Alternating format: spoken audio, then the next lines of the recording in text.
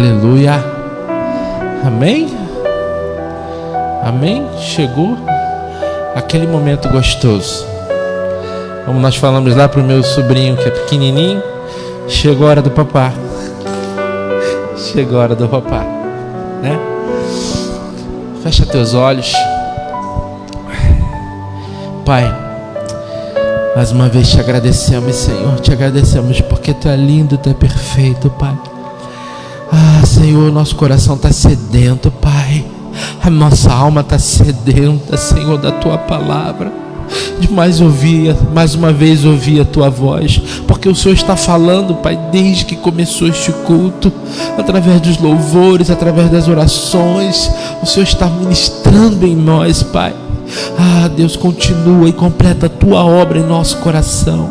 Em nome de Jesus nós te pedimos, Senhor, agora. Senhor, tudo aquilo que o Senhor tem reservado para essa noite, seja, Pai, liberado. Senhor, que o nosso coração, Pai, que a nossa terra esteja fértil para receber essa semente, meu Pai amado, e ela transformar as nossas vidas. Assim nós te pedimos e te agradecemos, em nome de Jesus. Amém. E graças a Deus. Aleluia. Senhor Jesus, eu estou com essa palavra no meu coração. Às vezes nós recebemos algumas palavras através de impressões do Espírito. Eu passei por um versículo e esse versículo queimou no meu coração. E eu sinto que quando alguma coisa passa e ela gera calor, é porque tem alguma coisa ali que Deus quer revelar. Mas como a palavra de Deus diz que o reino dos céus é como um tesouro escondido, não é porque você viu a ponta de alguma coisa ali brilhando que você viu alguma coisa. Não. O melhor mesmo está enterrado, está escondido. Então nós precisamos cavar, nós precisamos ir atrás. E aí, no meio dessa vida conturbada que a gente vive, eu estou conversando isso com vocês antes de ler, porque eu gosto de dividir a forma com que Deus faz comigo. Pode ser que Ele trabalhe assim com você, pode ser que Ele trabalhe de uma outra forma, mas o importante é a gente saber que Deus, Ele quer ser encontrado.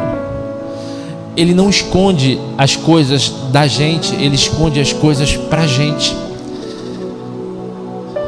para nos estimular a buscar. E aí eu com aquela palavra queimando, e aí eu peguei a Bíblia, li de novo. Mas sabe como sabe aquele carro assim que você sente que não tem que empurrar para pegar no tranco? Eu passei o dia me sentindo assim. E quando eu me sinto assim, eu já sei o que é. Quando chegou de noite, que eu deitei na minha cama, orei ao Senhor, deitei na minha cama. Aí peguei o meu telefone, eu sempre leio um pouco da palavra. E aí eu peguei o meu telefone e comecei a ler. Quando eu comecei a ler, o véu se rasgou, as cortinas se abriram. E aí eu peguei meu telefone e comecei a anotar. Agora o que eu queria chamar a atenção é o seguinte: por que só quando eu fui deitar é que Deus abriu os rios? Porque só quando eu fui deitar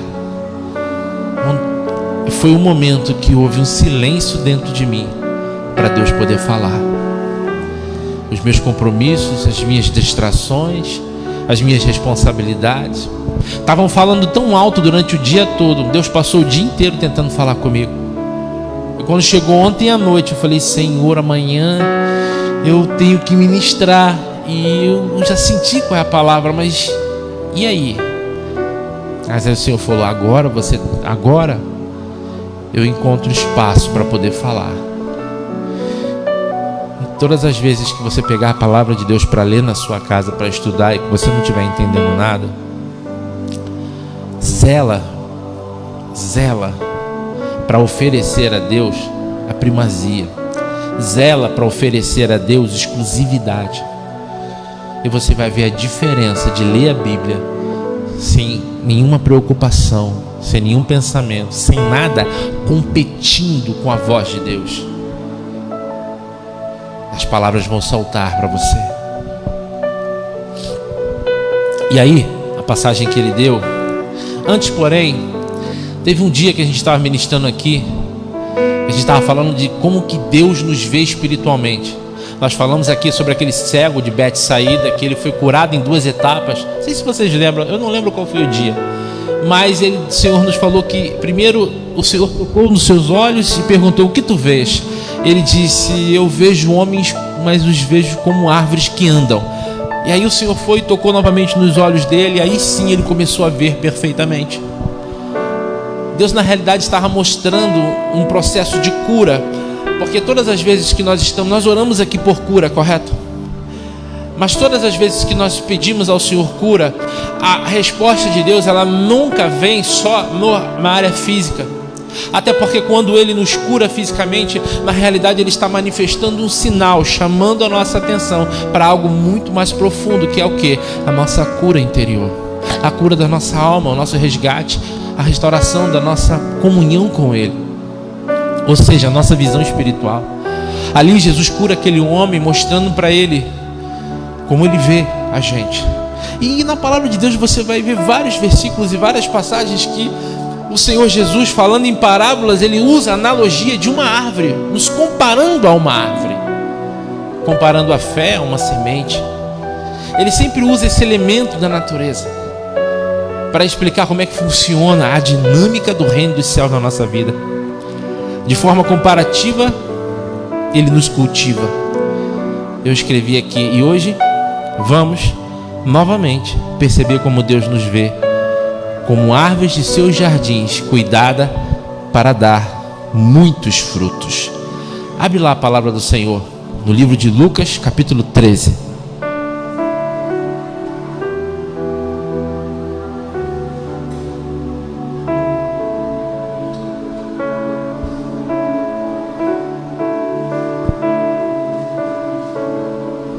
Lucas capítulo 13, versículo 6.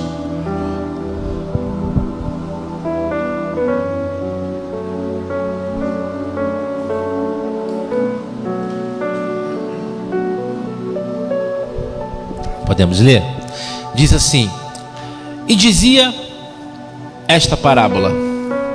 Nós falamos aqui, né, que Jesus falava por parábolas quando Ele queria explicar alguma coisa de forma que alguém estava preparado para entender, e da mesma forma Ele usava uma parábola para omitir a verdade de alguém que não estava preparado para responder essa verdade. Então, o Senhor não está selecionando quem vai ser salvo, quem não vai ser salvo. O Senhor não está selecionando para excluir uns da verdade e revelar a verdade somente a poucos. Não, a verdade veio para todos. Mas muitas das vezes Ele nos preserva na nossa própria ignorância, porque a gente ainda não tem um coração para responder para aquilo.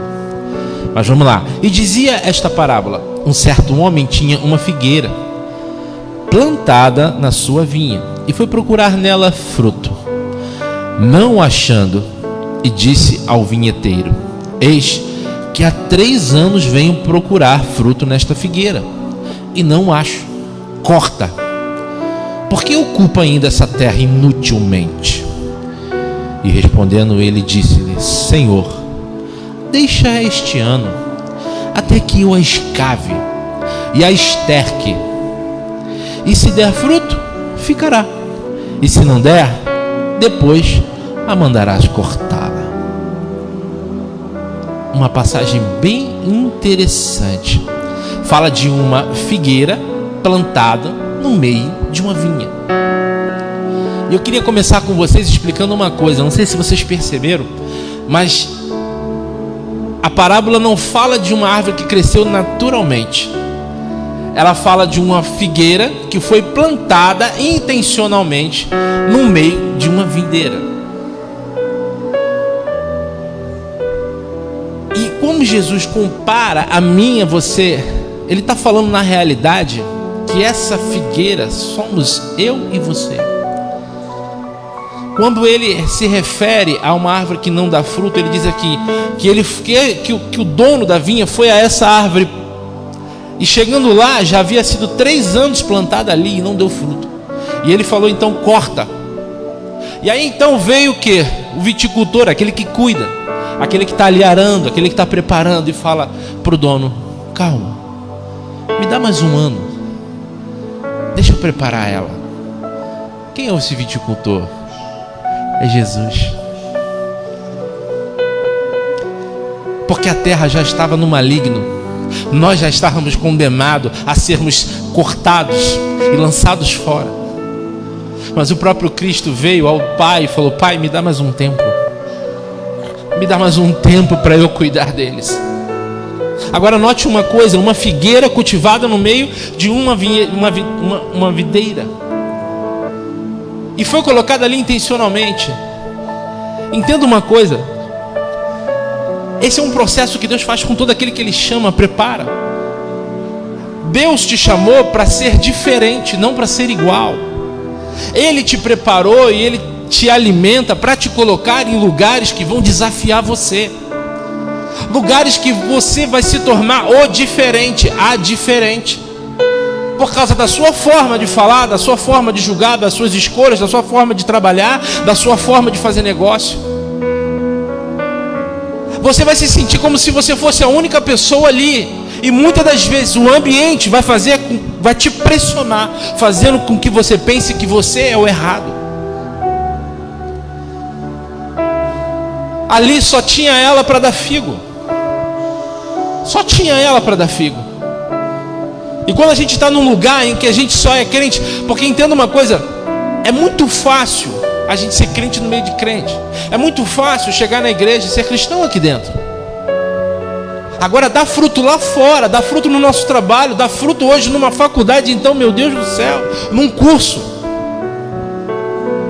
Eu sei disso, eu trabalhei numa universidade, minha esposa trabalha na universidade, meu filho passa por esses desafios com 14 anos. Todos os dias ele chega para mim: pai, hoje foi difícil. O que foi? Ah, pai, hoje foi difícil, porque eu quase abri a minha boca, quase que eu falei. Por que, filho? Ah, porque ele está tudo errado. E fica todo mundo balançando a cabeça. Eu falei: eu sei, filho, mas você não conhece a verdade para afrontar ninguém. Se você não tem como terminar algo que Deus está te dando para explicar, tenha paciência e ore. Deus vai te dar a oportunidade para você conversar com seus amigos. Mas não se enfureça. E não se deixe levar. Não se deixe influenciar. Eu já até brinquei aqui, falei com ele uma vez que: porque todo mundo faz, você não é todo mundo. Mas na realidade é isso. Deus nos prepara, Deus nos chama, Deus nos planta em lugares que são completamente paradoxos. Mas por que isso, meu Deus? Porque a palavra de Deus diz que Ele nos chamou para ser o quê? Para ser sal da terra. Tu já viu numa panela de arroz daquela bem grandona, já viu a quantidade de sal que você coloca? É apenas algumas pitadas, um pouquinho de sal. Sei que tem gente que bota bastante, mas não é muito saudável. Você bota um pouquinho de sal, já tempera, muda a comida. Sabe o que significa? Deus nos chamou para ser sal da terra. Mas a palavra dele diz o que? Se o sal se torna insípido, para nada serve.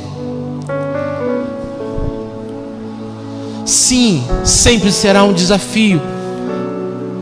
Sempre será um desafio. Você terá valores diferentes desse mundo. Você vai acreditar e vai ser chamado de louco por causa disso. Vão sim debochar de você.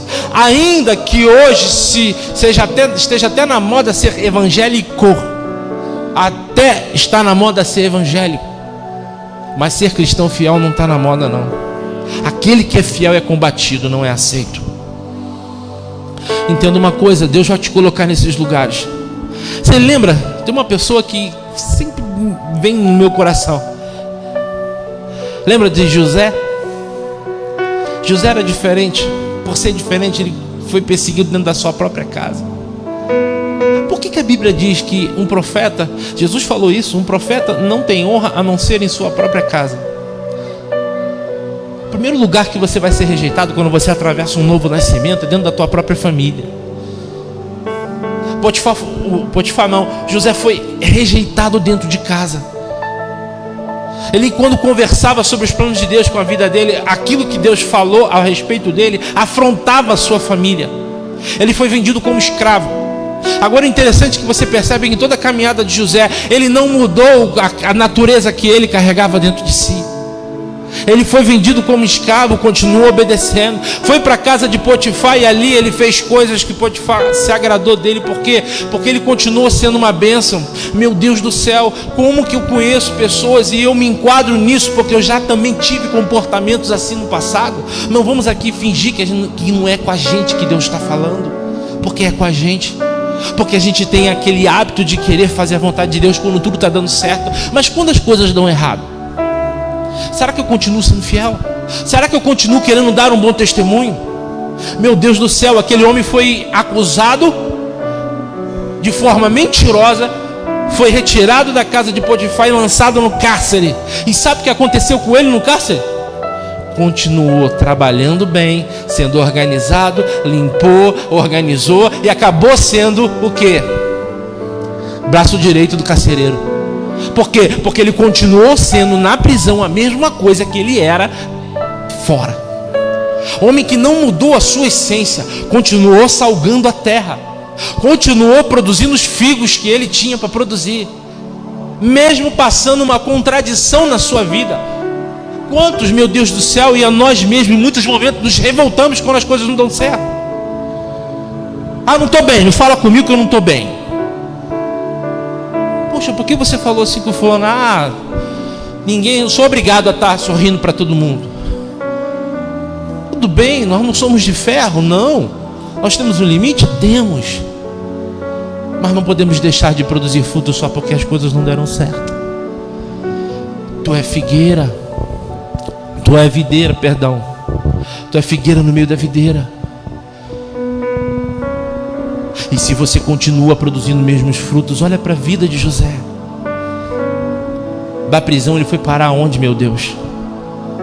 Sabe por que que Deus usou ele para alimentar nações através do governo egípcio? Porque desde sua mocidade ele produzia frutos.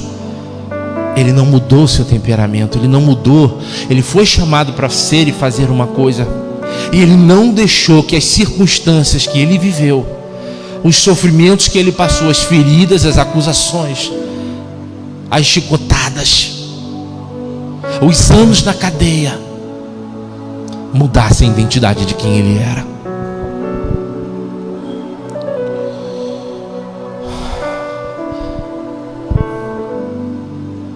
Mateus 5,11, não precisa abrir não. Vós sois o sal da terra, e se o sal for insípido, com que há de se salgar? Para nada mais presta, senão para se lançar fora e ser pisado pelos homens. Eita, que palavra dura. Deus não quer que ninguém pise na sua cabeça, meu amado, minha amada.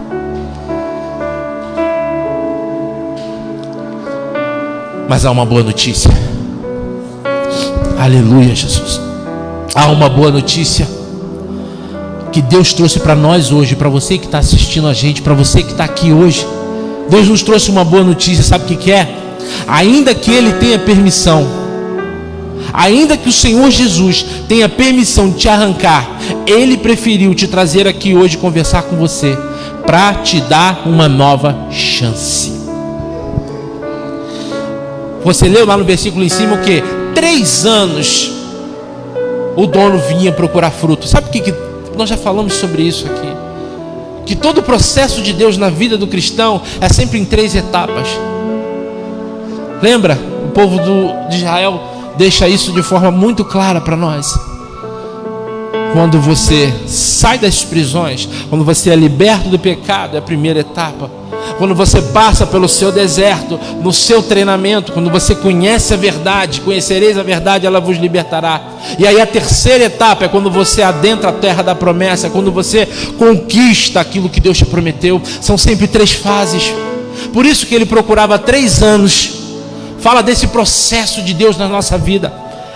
E ali naquele momento ele estava dizendo: olha, o meu projeto, o meu processo para essa árvore dar fruto já passou. Mas o filho falou: pai, me dá mais um tempo. Me dá mais um tempo. Aí entra o 4º tempo, que é o tempo da restauração. Engraçado, né? O deserto do povo ser 40 anos. Engraçado o jejum de Jesus, a tentação de Jesus para ser 40 dias. Por que o 4? Porque o 4 vai falar da restauração. Ele quer te tratar. Agora entenda uma coisa: você terá que responder a esse tratamento. Quando o agricultor cava, preste atenção nisso em nome de Jesus. Eu anotei para eu não esquecer.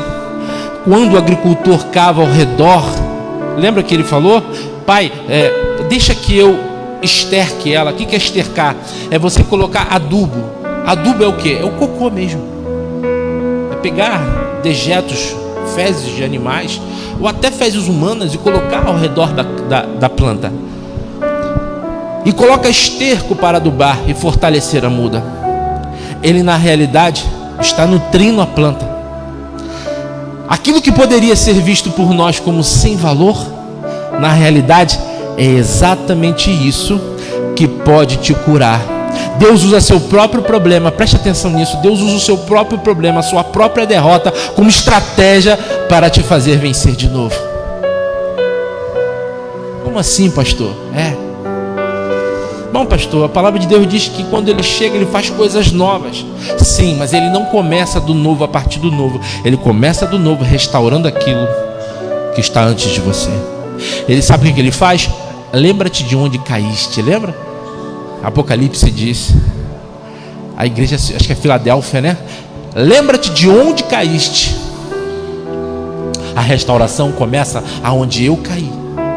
Porque se eu não aprendo com os meus erros, eu não posso seguir adiante com Deus. Se eu não retrocedo, não para reviver. Ah, pastor, mas a palavra de Deus diz que ele vai lançar os meus pecados no mar do esquecimento. Ele lança no mar do esquecimento aquilo que estava reservado como consequência do seu pecado. Mas você precisa entender o teu próprio erro e admitir. Você precisa ser reenxertado. Olha só que interessante. Lá em Josué, deixa que eu abro aqui, 8, diz assim: como é que Deus dá vitória? Deus cria situações de conquista a partir de uma situação de derrota. Lá em Josué 8 diz assim: e deu-lhes ordem, dizendo: olhai, ponde-vos de emboscadas contra a cidade, por detrás dela, não vos alonguei muito da cidade, e estáis todos vós atentos, porém eu e todo o povo que está comigo nos aproximaremos da cidade. E será que quando nós saírem ao encontro como antes, fugiremos deles? Deixai, pois, sair atrás de nós, até que os tiremos da cidade, porque dirão: fogem diante de nós como antes, assim fugiremos diante deles. Sabe o que aconteceu aqui? Sabe o que essa passagem está falando? Está falando da vitória do povo de Israel, que Deus deu a conquista da cidade de Ai. Você lembra que a história da cidade de Ai, que eles passaram por uma derrota, porque um homem, Acã, pegou algo que não pertencia a ele, que pertencia a Deus, escondeu em sua barraca, e por causa desse pecado eles perderam a vitória. Aí descobre-se quem pecou, devolve-se a capa e todo o material que não deveria estar ali. Infelizmente ele e toda a sua família foram mortos. E aí Deus então fala: agora vai, e eu vou dar a cidade em tuas mãos. Só que olha como é que Deus dá a vitória, presta atenção nisso. Deus fala assim: vai, faz igual vocês fizeram da primeira vez. Vai, chama a atenção deles, e aí vocês fogem dele. Da primeira vez foi 3.000 guerrear, da segunda foram 30.000. Dessa vez não subestimaram, mas mesmo assim Deus faz, faz como vocês fizeram antes, só que dessa vez vocês fogem, e depois um segundo pelotão vem por trás, e aí e Deus deu vitória a esse povo. Deus usa uma derrota para estabelecer um plano de vitória. Sabe o que é esterco? Sabe o que é esterco? Esterco é tudo aquilo que fede na nossa vida. Esterco é o pecado que eu cometi, mas não quero lembrar, não quero ver. É algo que eu fiz de errado, mas que não me consertei até hoje. Esterco que é colocado na planta para ela voltar a ter vida. são os meus erros não confessados, são os confrontos que o Espírito Santo me coloca diante do meu passado, não para me fazer ser condenado por ele, pelo contrário, para eu entender exatamente pelo que Jesus morreu. Porque se eu não admito aquilo que eu preciso pagar, eu não consigo mensurar o que ele pagou por mim. Fala-se muito, Jesus pagou pelos meus pecados, mas muitos de nós não têm essa real noção do peso disso. E quando eu não tenho noção do peso disso, eu não dou importância para isso. Sabe o que ele faz? Ele pega os meus erros, traz e joga diante de mim. É adubo, é esterco, fede, mas é isso que vai me nutrir, que vai fortalecer as minhas raízes. Por quê? Porque em cima disso vem a minha confissão, vem o meu arrependimento que eu não tive lá atrás. Até hoje eu não me arrependi, eu me escondi, eu mudei de casa, eu mudei de emprego, eu mudei de marido, eu mudei de esposa, eu mudei de tudo. Eu saí daquela situação para tentar viver uma vida nova, mas sem me acertar com Deus. Pode parecer que tudo mudou, mas não, tudo continua a mesma coisa, e você continua infrutífero, porque até agora você não deixou o viticultor te tratar. Oh Senhor, entenda uma coisa: o povo de Israel que entrou na terra prometida não foram as mesmas pessoas que saíram do Egito. Uma geração inteira morreu no deserto, porque não se arrependia, porque não se deixava ser tratada. Agora aquela geração que morreu no deserto perdeu-se? Não, serviu de adubo para a próxima geração ser fortalecida. E foi essa geração que viu seus pais morrer. Todo homem de 20, toda criança até 20 anos viu os seus pais, os seus avós morrer no deserto por causa de quê? Da murmuração. Ou seja, a morte deles não foi vão, serviu de quê? De aprendizado para aquela geração que estava surgindo não cometer os mesmos pecados e receber por herança a terra que havia sido prometida. Está entendendo a importância?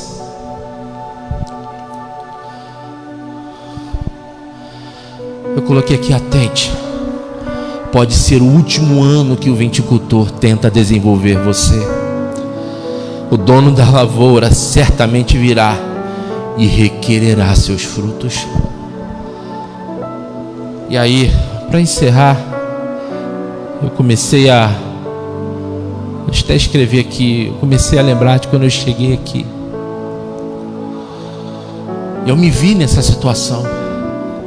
Por quê? Porque quando eu cheguei aqui, eu vi alguns frutos. Aí eu comecei a entender porque que Deus me trouxe para essa terra. Deus colocou algo na minha vida para trazer para esse lugar, que esse lugar precisa. E então eu poder somar com aquilo que você já tem. Eu não julgo o que tenho alcançado, não me engano, mas uma coisa eu faço: oro todos os dias e me levanto todos os dias para falar: Senhor, gere em mim esse fruto para essa terra. Eu faço parte dessa terra. Gere em mim esse fruto, Pai. Gere em mim. Eu digo para vocês, eu coloquei algo no Face. Eu não sei se vocês viram no nosso grupo. Eu vi uma imagem que eu achei interessante. Depois vocês dão uma olhada lá no nosso grupo da nossa igreja. Que dizia assim: caminhe como Enoque, adore como Abel, trabalhe como Neemias, obedeça como Jó, chore como Jeremias, lidere como Moisés, lute como Paulo, ore como Daniel, viva como Cristo.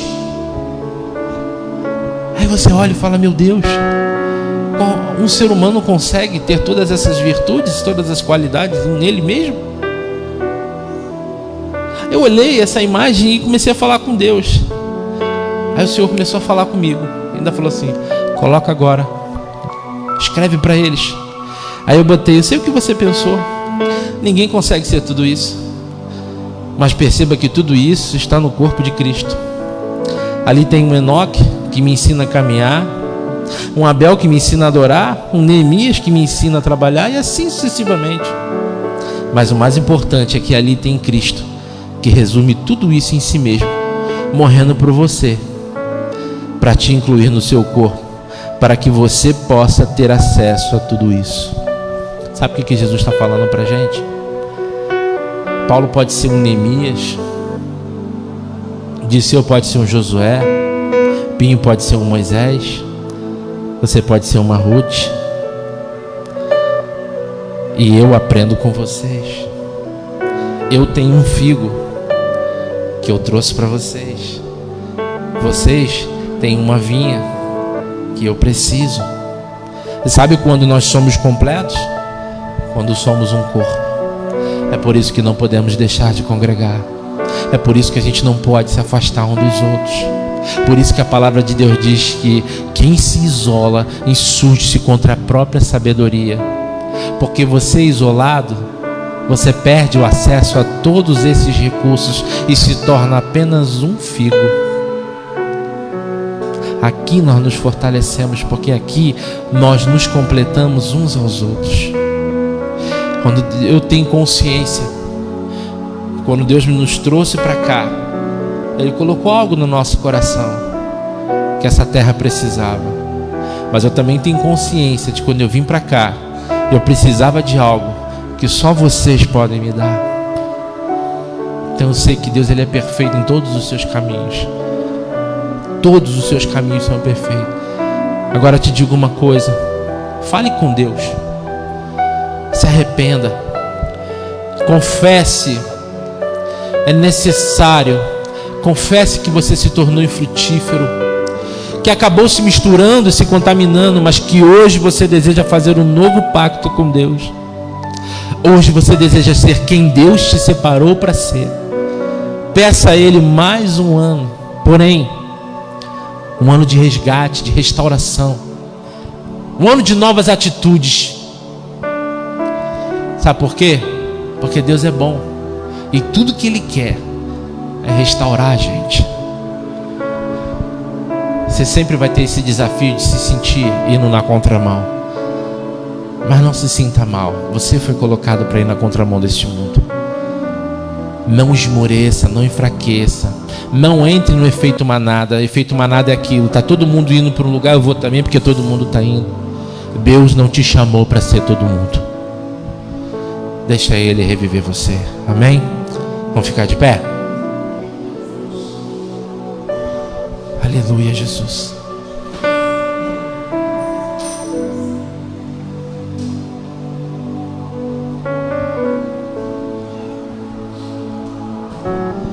Esse momento que a gente encerra a mensagem é um momento para a gente meditar.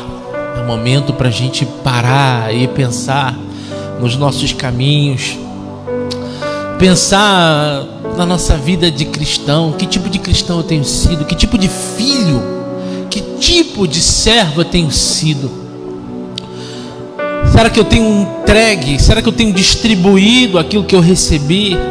Será que a boa semente que estão depositadas dentro de mim, elas têm crescido? Será que eu estou conseguindo produzir frutos aonde eu estou plantado? Deus me trouxe aqui essa mensagem essa noite para nos fazer pensar. Por quê? Porque Ele não deseja que nenhum de nós sejamos cortados, sejamos lançados no fogo. Não. O desejo do Senhor é restaurar, é restabelecer, é te fortalecer novamente, é te fazer um produtor de frutos. Aqui a Amanda falou, você coloca uma semente, de repente você consegue contar quantas sementes você botou, mas quando uma semente cai no solo, quando ela cresce, de tempos em tempos aquela árvore dá fruto, e você não consegue contar quantos frutos aquela árvore deu. E mais do que isso, quantas sementes cada fruto daquele gerou para outros e outros lugares e outras terras. Deus te chamou para ser esse fruto. Deus te chamou para ser árvore. Porque toda árvore que não produz um bom fruto, ela é cortada. Em nome de Jesus. Podemos estar passando por um tempo de restauração, um tempo ainda de paciência. um tempo de última oportunidade. De última oportunidade. E às vezes você espera ver coisas tão maravilhosas para se despertar. E o Senhor está falando de forma tão simples.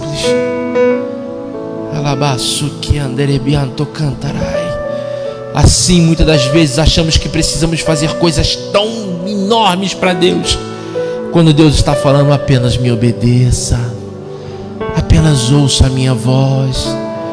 Não adianta querer fazer 1000 coisas que eu não pedi você para fazer, porque tu não conseguirá produzir frutos a partir de ti mesmo. É o meu poder que se aperfeiçoa na sua fraqueza. Sou eu que te pego pela tua mão e te ponho de pé. Sou eu que te restauro. Sou eu que fortaleço as tuas raízes. Sou eu que te adubo. Sou eu que te ponho de pé. Sou eu que te rego, te dou água. Sou eu que te dou vida, e vida em abundância. Somente ouça a minha voz. Somente ouça a minha voz. Nós vamos estar orando agora. Dê uma resposta para o teu Deus nessa noite. Ele está esperando. Ele enviou. Agora o livre-arbítrio está sobre você. Aquilo que você deseja fazer com o que você ouviu vai depender apenas de você, não dele. Coloca a mão no teu coração. Senhor, nosso Deus e nosso Pai, gratos somos, Senhor. Deus, por tuas verdades. Gratos somos pelo teu carinho. Gratos somos pela tua paciência, Pai, que não nos deixa ser cortados sem antes as inúmeras tentativas de restauração, Pai. Ouvimos a tua voz nessa noite. Eu te peço, Pai, agora em nome de Jesus, fortalece aquele que está fraco nessa noite. Pai, aquele que tem, Senhor Deus amado, se tornado insípido, Pai, aquele que não tem conseguido mais salgar a terra com a palavra de vida, com um comportamento, Senhor meu Deus e meu Pai. Jesus, que revela, Senhor Deus amado, o teu caráter.